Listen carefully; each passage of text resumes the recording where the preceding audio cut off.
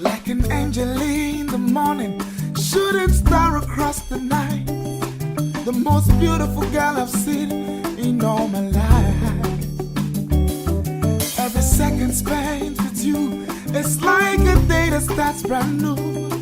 Girl, I'm so amazed at all. Welcome to the Deep Dive.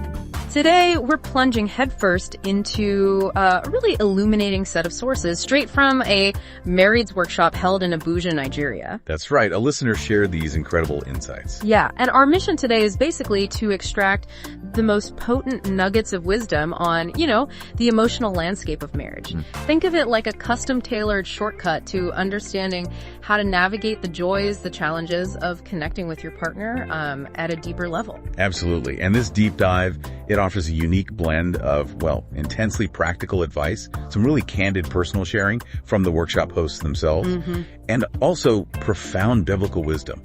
We'll explore everything from managing those, daily frustrations to really redefining what love and loyalty even mean. So the goal is? The goal is to give you those invaluable aha moments and also actionable strategies you can, immediately apply in your own relationship.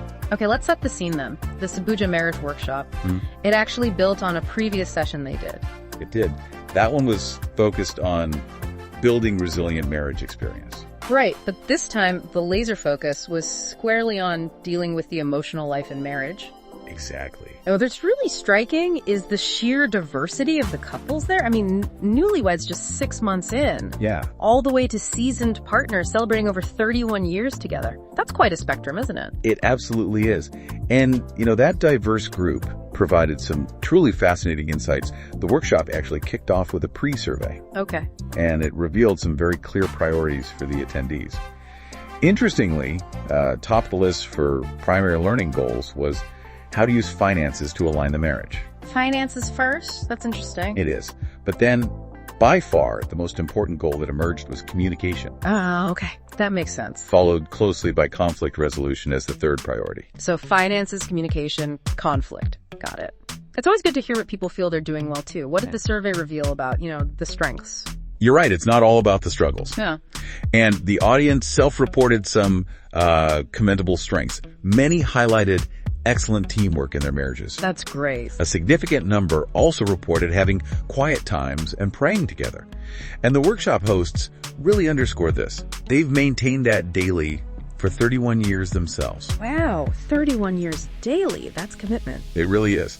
And maybe a bit surprisingly candid, a majority stated they were having great sex. Oh, really? Yes.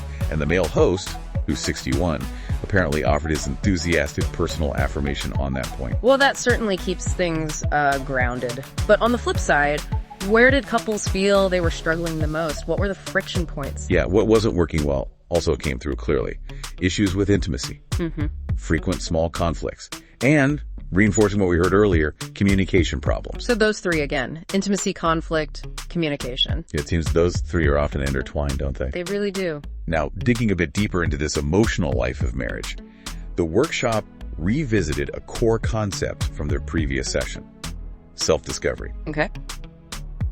They presented this idea as absolutely central, really, to experiencing more meaningful relationships. Because as they argued, you have to learn to identify what triggers you into what they called a destructive mode or an enemy mode. Enemy mode. That sounds intense. It does, but think about it. When your spouse does something you dislike, and immediately your anger flares up, right? Yeah. Or you start responding with a harsh voice, or maybe you even just pull away entirely. Those are the signs you're hitting that destructive internal switch. And the goal then is to move away from that. Exactly. To move towards what they termed a life-giving mode, something that actively builds an engaging marriage. So it's about shifting that internal state. From destructive to life-giving. Precisely. Oh. And the shift, it requires a deep self-appraisal. You have to ask yourself, what positives and what negatives do you bring into the marriage? Consciously or unconsciously? What aspects of your relationship are currently growing and which ones feel like they're dying? Okay, like what kind of aspects? Well, the workshop gave lots of examples for reflection.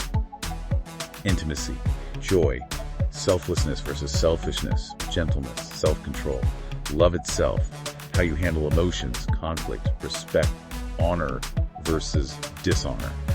It's quite a comprehensive personal inventory. That's a lot to consider.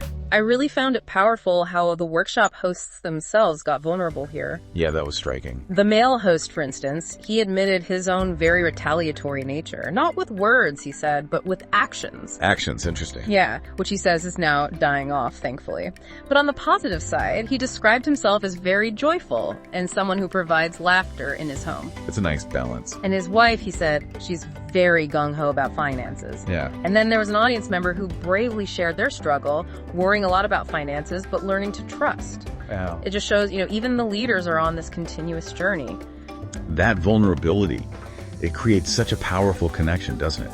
And speaking of connection, the workshop unpacked this really profound idea.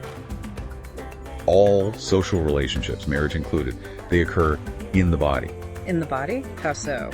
Well, closeness, connection, passion, authenticity, these aren't just abstract concepts floating around. They're fundamentally experienced through our physical being, our physical reactions. So it's not just about what we think or feel in our heads, Right. but how our bodies respond, how we physically express those feelings, like external stimuli, what we hear, see, experience.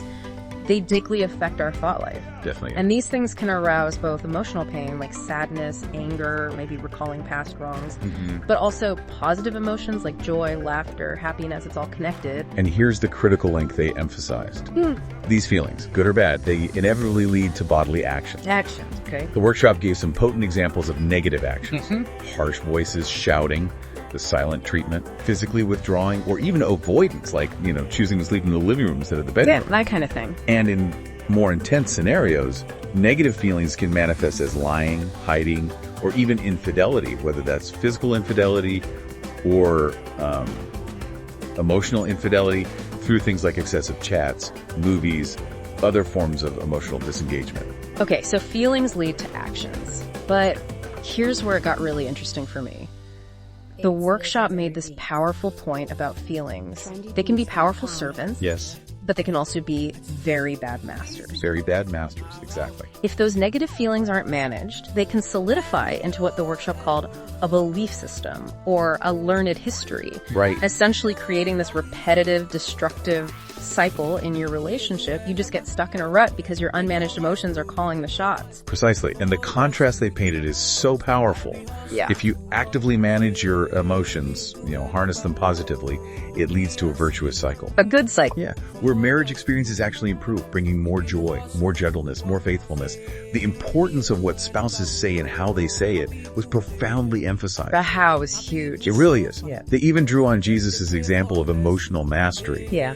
citing John 12, where he stated he spoke only what the Father said and how he said it. Wow. The insight there isn't just about the content of what you say, but the spirit and the control with which you say it. That distinction between feelings as servants versus masters, Yeah. that's really sticking with me.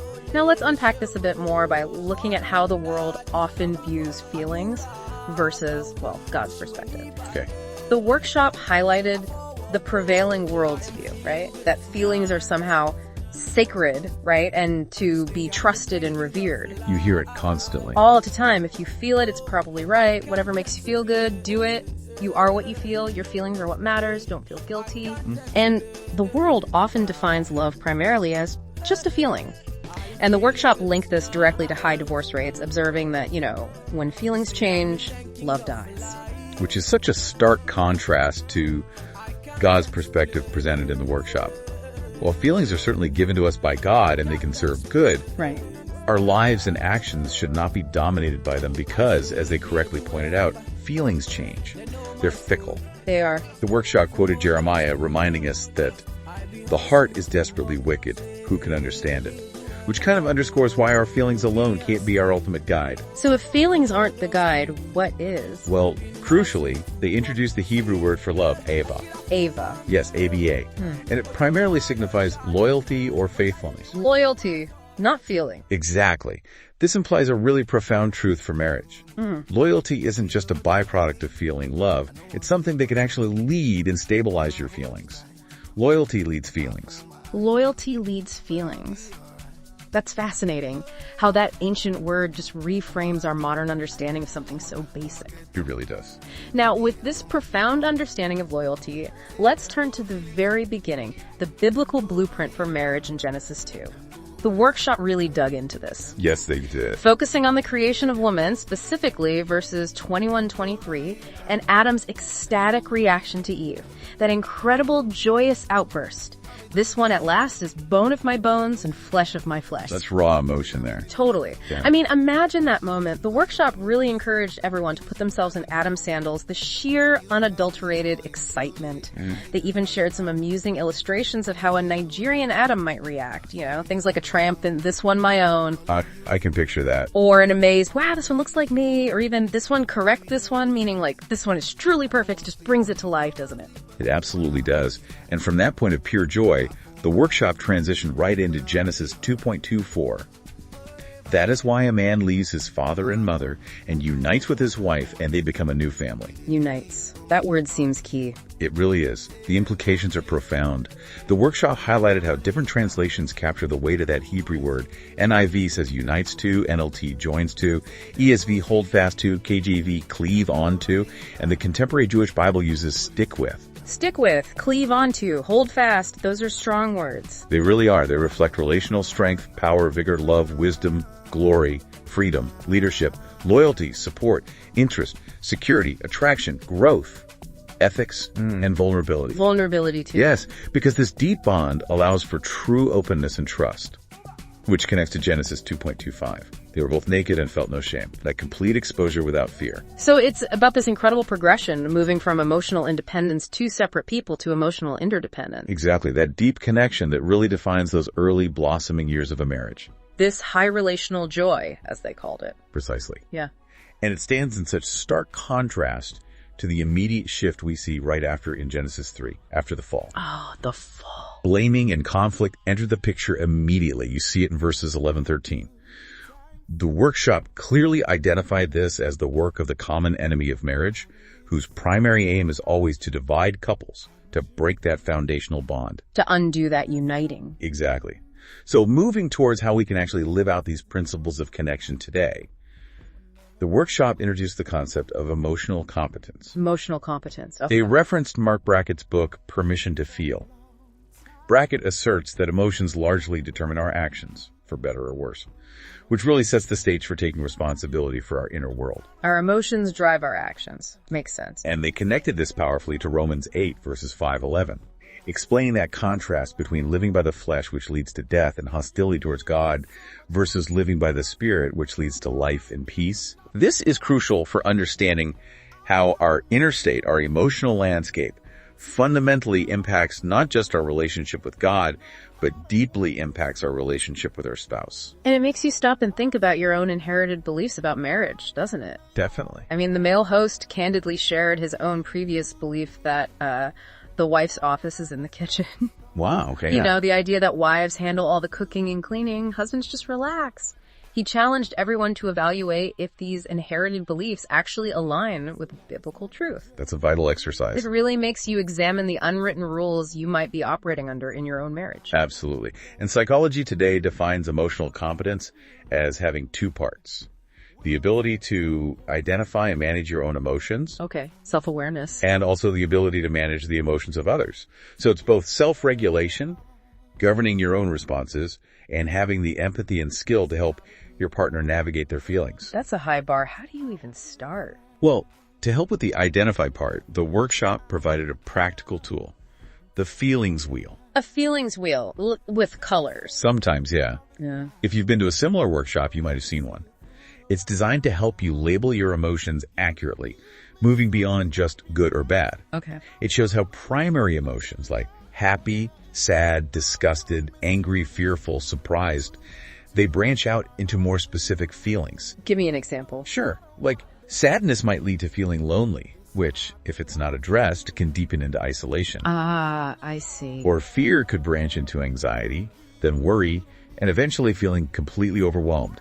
It's a great way to articulate what you're really feeling inside. That makes sense. Getting specific. And with that accurate labeling comes a truly crucial piece of communication advice from the workshop. Yes. Share your feelings in a non-accusatory way. Non-accusatory? How? Instead of saying, you made me feel angry, which immediately puts your partner on the defensive. Yeah, instant wall goes up. Exactly.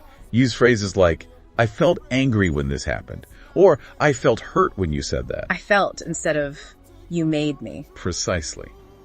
This subtle but powerful shift lowers defenses.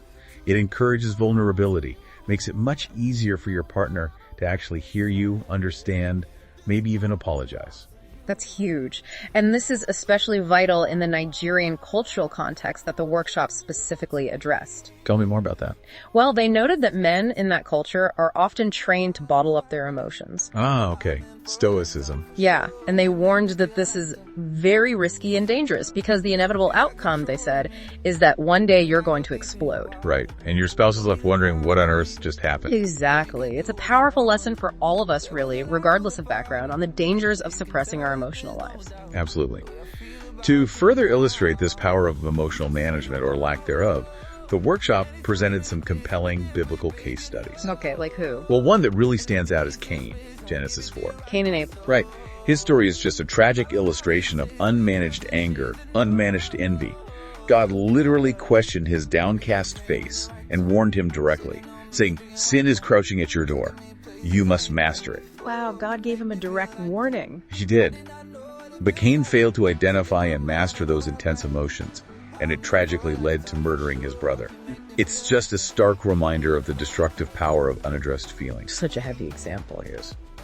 But then, in stark contrast, they presented Jesus as the ultimate model of emotional control and surrenderedness. Okay. Thinking about John 5 and 6, where Jesus says he does nothing on his own initiative, only what the Father does, and he came to do the Father's will, not his own. Right, complete alignment. And consider his deepest anguish in Gethsemane, Luke 22.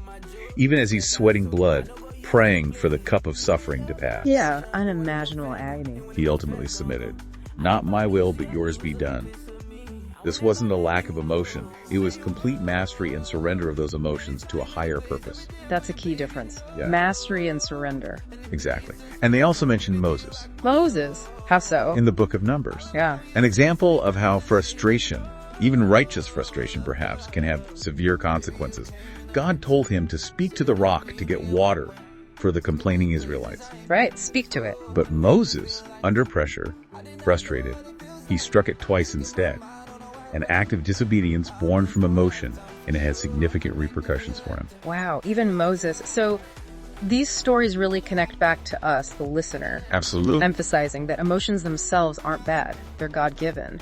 But their impact depends entirely on whether they're managed, surrendered, harnessed for good. Or allowed to run wild and be destructive. Precisely. Now, the workshop then got into some intriguing cultural nuances, using the story of Ananias and Sapphira from Acts 5. Ah, yes, the couple who lied about the money. Right. But a key insight they highlighted, often overlooked, is the detail that the husband withheld some of the proceeds for himself. Okay. This led to a discussion about the prevailing male authority in Jewish and Greco-Roman societies at the time, which raised a really thought-provoking question for discussion. Which was? If both Ananias and Sapphira were disciples, could his potentially overbearing nature have somehow prevented her from saying no to the deception? That's interesting to consider, the power dynamic. Exactly. It wasn't presented as a definitive answer, but more as food for thought. A lens to consider the complex dynamics of power within relationships, even ancient ones. That is something to chew on. Regardless of the specific cultural context, though, the core lessons seem to be become acutely aware of your emotions and also your spouse's emotions. Right, both sides. And then actively manage them for Jesus, bringing your relationship under his guidance and principles. And that ties right back to the emphasis on respectful, non-accusatory expression we talked about earlier. Yes. The workshops specifically encouraged Nigerian men, in their context, to learn to say, "Can you please help me?" to their wives. Which might feel countercultural for some. Perhaps. But it wasn't presented as weakness. Instead, it was framed as a profound demonstration of spiritual strength. The humility to ask for help. The vulnerability. Spiritual strength, not weakness. I like that. And for wives, the advice was about helping their husbands learn the right way to say things or to ask. Fostering an environment where those kinds of requests are actually welcomed, not met with suspicion or dismissal. Creating safety for vulnerability. Exactly. Now, moving towards tangible transformation, the workshop guided participants through a vivid, imaginative exercise. Ooh, I like these. Yeah. You can try this right now, listening at home. Close your eyes and really recall the joy, the positive vibes from the very beginning of your marriage. Okay, back to the honeymoon phase. Right. Remember that pure excitement, that sense of possibility. Then ask yourself, what would it take to re-energize your spouse back to that initial state, to rekindle that specific spark and connection? What would it take? And then they ask people to envision a transformed marriage, one where no one takes things personally. Oof, that's a big one. The male host admitted he struggled with that. He did. Imagine emotional outbursts like anger, just being overcome. Imagine each person taking responsibility instead of blaming like Adam and Eve did. Yeah. Envision empathy truly exploding between you and personal hurts just vanishing. Imagine listening patiently, attentively, without jumping in to try and fix your partner. Guilty as charged sometimes. It's a common tendency, especially for men, right? Yeah. But it can shut down real emotional sharing. So imagine listening just to understand. Okay. Ultimately, envision both partners feeling truly emotionally bonded and close, experiencing deep peace and harmony. That sounds like heaven on earth. It does. And the powerful takeaway they reiterated is that Jesus was victorious precisely because he mastered emotional control and surrenderedness. He modeled what it means to live by the Spirit, not by volatile emotions. So how do we get there? How do we bring that vision to life? Well, the workshop outlines specific actionable steps, a practical framework for what they called weekly intimate emotional renewal. Weekly. Okay, what does that involve? 6 steps. First, plan ahead. Go out somewhere nice, just the two of you, once a week. Dedicated time and space. Okay, intentional time. Second, actively de-stress by talking at the emotional heart level, really sharing what's going on inside. Heart level, got it. Third, and this is crucial, listen actively. As the workshop put it, zip your mouth and listen. Not to formulate your response, but to truly understand your partner's heart. Zip your mouth. Hard, but necessary. Fourth, address the root issues. Talk about the core of the problem using that crucial, I feel this when this happened, language, non-accusatory. Right, the I feel statements. Fifth, accept responsibility. Acknowledge and genuinely apologize for the hurt you've caused. Yeah. Something like, oh honey, I didn't intend to hurt you. I'm really very sorry. Sincere apology. Own your part. Sixth, verbalize forgiveness. Forgive completely. And finally, seventh, actually, I think that was 6 steps. Let me recheck. Plan, de-stress talk, listen, address roots, accept responsibility, apologize, forgive. 7th step, renew your vows. Renew vows weekly. Not necessarily the whole ceremony, but reiterate your I love you, maybe other specific vows or commitments for constant reassurance. The workshop really stressed doing this whole process weekly to actively prevent the enemy from getting a foothold in your marriage. Wow, weekly renewal. That's proactive. Very. And they also briefly touched on finances. Remember, that was a top concern. Well, finance was number 1 in the survey. They emphasized that while money can be stressful, it can also be a powerful tool for alignment when managed together. Okay, what were the tips? Pretty straightforward, but powerful. Create a monthly budget. Honor God with your wealth. Track spending daily. Let your budget determine your spending, not impulses. Spend less than you bring in. Plan for emergencies. And determine future plans, retirement, together. Together is a key word there. Absolutely. The emotional intimacy forged through doing that hard work together can be immense. And the male host shared his own example here too, right? He did. 31 years of shared bank accounts, no secrets. That's amazing. But he admitted he's still learning not to just spend money without telling his wife or getting her permission first. Huh. Even after 31 years, it shows it's an ongoing process. It really does. Even in areas where you think you're perfectly aligned, there's always room for deeper communication, more emotional connection, ongoing growth. So true. Now, there was a profound question raised by someone in the workshop. Yes. Is there any mystery in a marriage that is always facing crisis? Like, is it just doomed? That's a heavy question. The response clarified that, look, conflict itself is human and normal. Yeah. Sin introduced it right back in Genesis 3. Your desire will be for your husband and he will rule over you. Exactly, that tension. Well, However, the law of Christ, submitting to each other, wives respecting husbands, husbands loving wives as Christ loved the church, along with the Holy Spirit's power, provides a path through the conflict. so conflict isn't the end. Not at all. Frictions, they said, can be like sharpening a blade against another blade. They're natural and can actually lead to better alignment, greater strength, if handled correctly. The key, they emphasized again, is denying yourself and making Jesus, not your fleeting emotions, the king of your relationship. Denying yourself. making Jesus king. Powerful. And another crucial question they addressed was, what's your advice for those who have developed bitterness towards each other? Oof, bitterness. That's corrosive. Extremely. The strong recommendation was, first, if bitterness is developed, recognize that both of you are in sin. Because bitterness is fundamentally a refusal to forgive and move forward in love. Okay, acknowledging the sin on both sides. Then, the advice was to seek help, specifically from shepherding couples. Experienced mentor couples who can offer an objective, Holy Spirit-led perspective, and you have to be completely open with them about the bitter roots. Why is a third party so important? Because bitterness, they explained, means you've started viewing your spouse as an enemy, which, again, gives the devil that foothold. It often stems from so many unresolved matters, constant conflict just swept under the carpet for years. It requires serious investigation and excavation to uncover those deep hurts. Digging it all up. Yes. And a third party, someone outside the emotional entanglement, is often absolutely necessary to guide that process and offer perspective for genuine recovery. That makes a lot of sense. It's hard to see clearly from inside the situation. Very hard. Okay, let's try and unpack all of this. This deep dive into the Abuja Marrieds Workshop has really, truly illuminated how intricately our emotional lives are woven into the very fabric of our marriages. Absolutely. It's just this continuous journey, isn't it? From self-discovery, understanding our triggers, managing our responses, all the way to deep relational connection, a journey that clearly demands intentionality, vulnerability, and surrender. It really does. And this raises, I think, an important final question for you, the listener, to mull over. The workshop powerfully suggested that love, biblical love, at its core, is less about a fleeting feeling and far more about unwavering loyalty and a humble surrender. Loyalty leads feelings. Exactly. So, if loyalty truly leads feelings, what tangible act of faithfulness or surrender could you commit to starting today, maybe even this week, that would profoundly redefine the emotional landscape of your marriage? Until the very end. They say that love is blind, but I can see it through your eyes.